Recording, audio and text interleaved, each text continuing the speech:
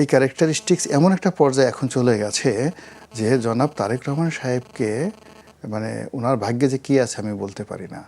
আপনি চিন্তা করেন যে ওই সময়টাতে বিগত দিনে এই যে বাংলা ভাই আব্দুর রহমান বাংলা ভাই এদের যে উদ্ভব হয়েছিল, তো তখন এই যে ইসলামাইজেশন গত 17 মাসে এই ইবলিসরা যে কাজগুলো করেছে এই কাজগুলো করেনি, এতেই কিন্তু ওই অবস্থা হয়েছে। আর এখন এই যে গ্রাউন্ড ওয়ার্ক 17 মাস ধরে যে কাজগুলো করা হয়েছে এটার প্রতিক্রিয়াতে তারেক রহমান সাহেব যখন ক্ষমতায় বসছেন তখন এরা যে এগিয়ে গেছে, যারা সশস্ত্র যুদ্ধ করার জন্য প্রস্তুতি নিয়েছিল, যাদের হাতে অস্ত্র আছে, যাদের হাতে থানা লুট করার অস্ত্র আছে, থানা লুট করার অভিজ্ঞতা আছে, পুলিশকে টানিয়ে মেরে ফেলার তারপরে তাদের অভিজ্ঞতা আছে, স্নাইপার রাইফেল দিয়ে মানুষ গুলি করার মানে একটা নিরীহ মানুষকে গুলি করার যাদেরকে নিষ্ঠুরতা আছে, এর শয়তান তো কখনো এই কাজ করে না। কোনো শয়তান কখনো আপনি AK-47 নিয়ে রাস্তায় নামছে, আপনি এই বসুন্ধরাতে এলাকাতে একটা শয়তান যদি একটা AK-47 নিয়ে কোনো একটা রাস্তার সামনে দাঁড়াতো, এই বসুন্ধরাতে একটা লোকও থাকতো না, সব পালিয়ে যেত ভয়ের ছুটে।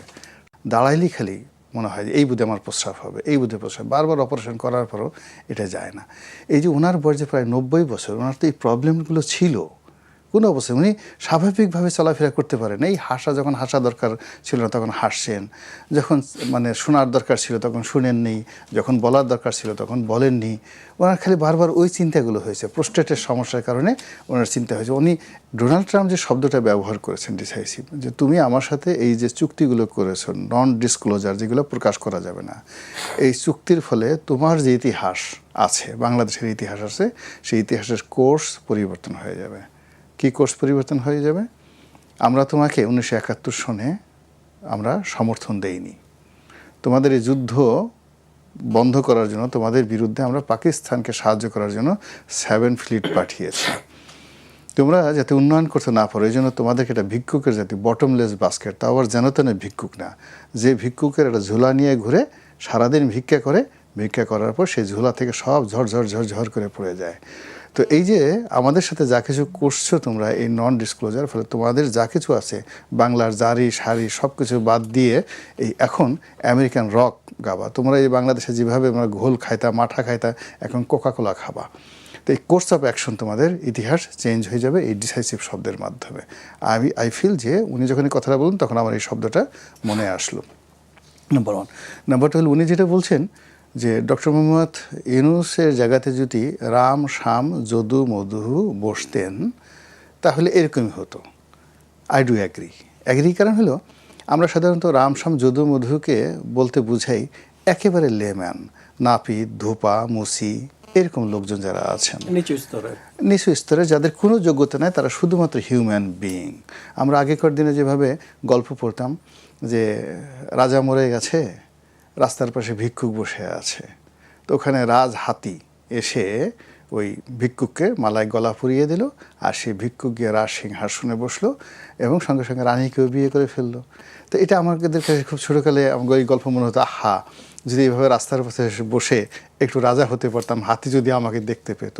তো এইরকম যখন রাস্তার পাশ থেকে কাউকে ধরে নিয়ে রাজ সিংহাসনে বসানো হয় তাহলে ওই ক্ষেত্রে বলা হয় যদু মধু রাম শাম। উনি যেটা বোঝাতে এসেছেন, লেখক মানুষ তো, আমি ওনার কথা উনি নিজে ব্যাখ্যা করলে তো ভালো শোনায় না, আমি ব্যাখ্যা করে দিলাম। তো বাংলাদেশে যারা আছেন রাম শাম যদু মধু, এদেরকে যদি আপনি ধরে নিতেন, ধরেন আমাদের গাল কাটা কামাল, তারপরে সোট্টা মিলন, এদের কাউকে ধরে নিয়ে আপনি যদি সিংহাসনে বসিয়ে দিতেন তাহলে এই যে ওনার আমলে যে সমস্ত মব হয়েছে, ভারতের সাথে সম্পর্ক হয়েছে, খারাপ কিছু হয়েছে, এর সব কিছু এমনই হতো, এর চেয়ে খারাপ কিছু হওয়ার আর ছিল না। মানে দিস ইজ দ্য ওয়ার্স্ট, এর চেয়ে খারাপ কিছু নাই। ওই যদু মধু রামসাম তাই করতো। তবে আপনাকে নিয়ে যদি বসাতো, আমাকে বসাতো, মাহবুব কামালকে বসাতো, আমরা নিশ্চিত তার সাথে ভালো কিছু করতে পারতাম। আমরা একটু হলেও রামশ্যাম যদু মধুর লেভেল থেকে একটু ভালো। ওনার কথাটার উনি ভদ্র ভাষায় বলছেন, আমার কাছে মনে হলো এটাই ব্যাখ্যা। আচ্ছা, আমরা কেন ভালো করতে পারতাম? এর কারণ হলো কি, পুরুষের 60 বছর 55 বছরের পরেই প্রোস্টেট সমস্যা হয়ে যায়, আর 70-80 বছর বয়সে ভীষণ যন্ত্রণা দেয়। দাঁড়াইলি খালি মনে হয় যে এই বুধে আমার প্রস্রাব হবে, এই বুধে প্রস্রাব, বারবার অপারেশন করার পরও এটা যায় না। এই যে ওনার বয়স যে প্রায় 90 বছর, ওনার তো এই প্রবলেমগুলো ছিল, কোনো অবস্থায় উনি স্বাভাবিকভাবে চলাফেরা করতে পারেন। এই যখন হাসা দরকার ছিল না তখন হাসছেন, যখন মানে শোনার দরকার ছিল তখন শুনেননি, যখন বলার দরকার ছিল তখন বলেননি। ওনার খালি বারবার ওই চিন্তাগুলো হয়েছে, প্রোস্টেটের সমস্যার কারণে ওনার চিন্তা হয়েছে। উনি এই ধরনের মানুষ সাধারণত কোনো একটা জায়গাতে 30 মিনিটের বেশি বসে থাকতে পারেন না। ফলের নির্যাস ও দুধের সমন্বয়ে পোলার টর্নেডো গ্রিন অ্যাপল আইসক্রিম, মন ভালো থাক। তো ওই অনেক সময় রাজনীতিবিদরা গেছেন, তাকে 1 ঘন্টা 1.5 ঘন্টা বসায় রাখছে, বেচারা তো আসলে কষ্ট পেয়েছেন। আমরা ওনার এই যে বায়োলজিক্যাল যে প্রবলেমগুলো, এই জিনিসগুলো কিন্তু আমরা বুঝতে পারি না। আর এই সুযোগটা ওনার আশেপাশে যে সমস্ত লোক, ধড়িবাজ যেগুলো রয়েছে, ইবলিসের পর্যায়ের কিছু লোকজন ছিল, এবং ওনার আশেপাশে এমন সব লোকজন ছিলেন যাদেরকে সঙ্গে যদি আপনি ইবলিসকে বসায় দেন, ইবলিস মুহূর্তের মধ্যে আত্মহত্যা করার জন্য সে দৌড়ানো শুরু করতো। কোথায় কামাল ভাই, কোথায় গোলাম মোল্লা রানী, আমাকে একটু বিষ এনে দাও, আমি এক্ষুনি করবো। আত্মহত্যা করার কারণটা কি ছিল? মানে এমন শয়তানি যেটা ইবলিসের মাথায় আসে না। এই যে নন ডিসক্লোজার যে চুক্তিগুলো করা হয়েছে, ভারতের সাথে যে সম্পর্কগুলো নষ্ট করা হয়েছে, এর ফলে আমাদের কি কি ক্ষতি হয়েছে এই কথাগুলো আমি বলবো। এত বড় ক্ষতি ইবলিস করতো না। ইবলিস আপনাকে বড় জোর মনের মধ্যে একটু দুষ্ট বুদ্ধি দিয়ে বলে এইটা করো, এটা করো, এটা করো, কিন্তু আপনাকে জোর করে বাধ্য করে না যে ডু ইট। আপনার মনের মধ্যে একটু নাড়াছাড়া দেয়। তো ওনার পাশে ইবলিস যারা আছে তারা পুরো রাষ্ট্রশক্তিকে ইসলামাইজেশনের দিকে, জঙ্গিবাদের দিকে নিয়ে যাওয়ার চেষ্টা করেছে। এবং এই কারণে কি হলো, আমাদের যে রাষ্ট্রীয় যে ক্যারেক্টারিস্টিক্স, এই ক্যারেক্টারিস্টিক্স এমন একটা পর্যায়ে এখন চলে গেছে যে জনাব তারেক রহমান সাহেবকে মানে ওনার ভাগ্যে যে কী আছে আমি বলতে পারি না। আপনি চিন্তা করেন যে ওই সময়টাতে বিগত দিনে এই যে বাংলা ভাই আব্দুর রহমান, বাংলা ভাই, এদের যে উদ্ভব হয়েছিল, তো তখন এই যে ইসলামাইজেশন গত 17 মাসে এই ইবলিসরা যে কাজগুলো করেছে, এই কাজগুলো করেনি, এতেই কিন্তু ওই অবস্থা হয়েছে।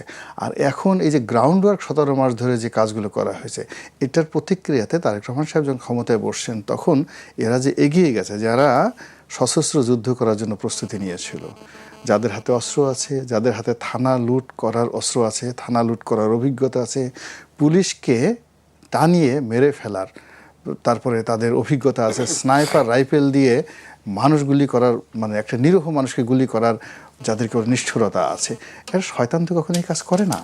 কোনো শয়তান কখনো আপনি AK-47 নিয়ে রাস্তায় নামছে, আপনি এই বসুন্ধরাতে এলাকাতে একটা শয়তান যদি একটা AK-47 নিয়ে কোনো একটা রাস্তার সামনে দাঁড়াতো, এই বসুন্ধরাতে একটা লোকও থাকতো না, সব পালিয়ে যেত ভয়ের ছুটে।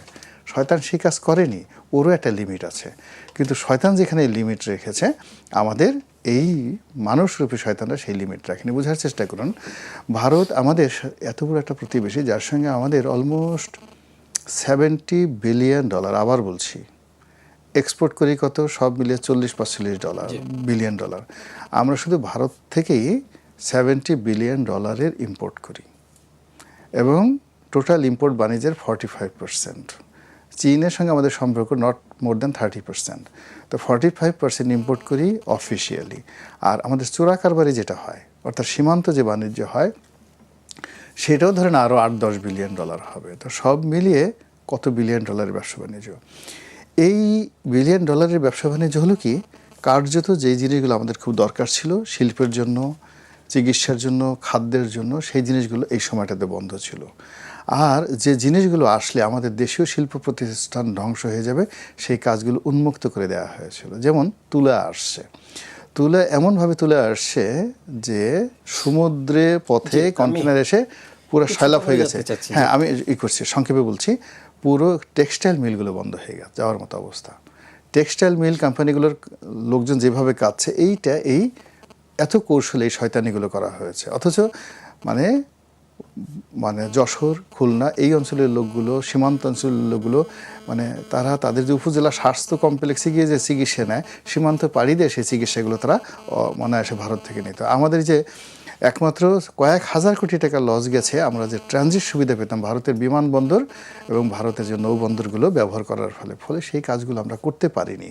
না করতে পারার কারণে আমাদের এই যে ভারতের সাথে যে গত স্বাধীনতার পর থেকে এই পর্যন্ত যে একটা প্রতিবেশী সুলভ সম্পর্ক ছিল, সেটা কলকাতার বইমেলা বলেন, কফি হাউস বলেন, এই যে আমাদের যে বাণিজ্য মেলা বলেন, সব মিলে এই পুরো জিনিসটাতে এরকম একটা মনস্তাত্ত্বিক একটা যুদ্ধ শুরু হয়ে গেছে। এটা আবার শুরু করতে যে কতদিন সময় লাগবে এবং আমাদের যে কত $বিলিয়ন আমাদের মানে লস হয়েছে এবং জিডিপিতে কত পার্সেন্ট ক্ষতি হয়েছে, এই জিনিসগুলো এখন গবেষণা করা হচ্ছে এবং এগুলো মানে ছাড়া হবে না।